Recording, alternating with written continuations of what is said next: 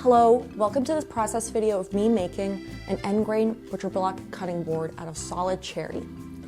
This project is very exciting for me because it is a rehash and a revitalization of an old failed project. So about 3 years ago, I took on my first really substantial woodworking project, which was supposed to be a solid cherry dining table. I bought a lot of rough sawn cherry and I strapped it to the kayak rack on top of my 2003 Toyota Corolla, and I took it home with me. For the design of this table, I really wanted it to have breadboard ends because I read on the internet that if your table doesn't have breadboard ends, then it's just gonna explode within a matter of seconds.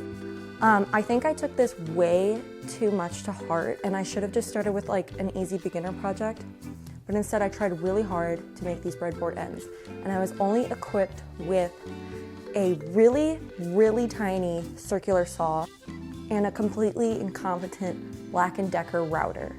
So I was making these tenons. I made floating tenons and they were super loose. When I attached the breadboards, nothing was coming together. Everything had gaps in it. It was just an absolute disaster. I probably detached and reattached the breadboard ends like 5 times. And while each time got a little bit better, it was never good enough. Oh my gosh, it was like a lumpy disaster. So to kind of try and cover up the disaster and downplay any of the imperfections, I stained it with this really dark stain, you know, give it that like classy dark furniture look, you know. Then I was like, this table is so ugly. And it stayed in my parents' garage for a year, and then it stayed in my garage for a year until about a month and a half ago. I woke up at 2 a.m. and I thought, I wonder if I could salvage some of that. Why is it just sitting in my garage? So I decided that a cutting board would probably be perfect. So here's the process of that. So the first thing I did was strip off all of the gunk that had been adhered to the cherry. And all the stuff came off pretty cleanly and nicely, revealing this beautiful cherry. I love cherry. I was just in love with it. So after I cleaned up the cherry boards, they were about 1 inch thick, so I cut them into a bunch of 1 inch wide strips. So I basically had a bunch of 1 inch by 1 inch square rods. I did the first glue up, glued them all up lengthwise.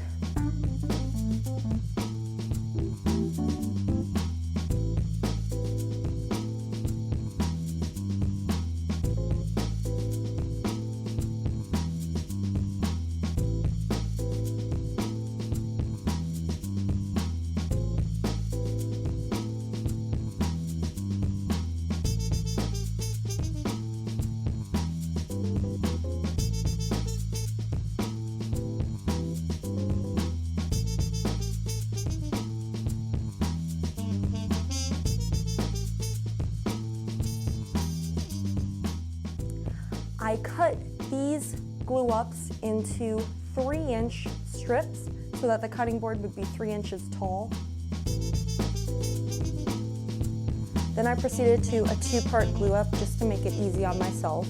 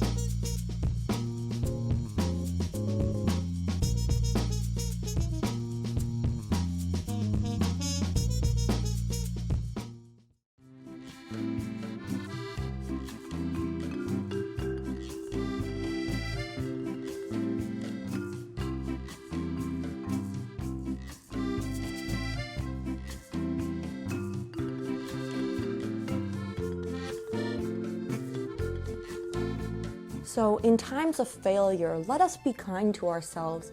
Let us not be so critical of our mistakes in our early days of woodworking, or really anything, because it's just not necessary.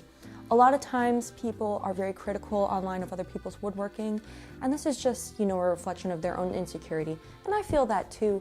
I think a lot of people feel really insecure about their woodworking because it is a craft that takes really years to master. So instead of feeling downtrodden because you bought a bunch of really nice cherry and turned it into a sticky, lumpy trash table that was unusable, maybe look at it as a failure and grow from it and rehash it, turn it into something beautiful that you're actually really proud of. And by you, I mean me.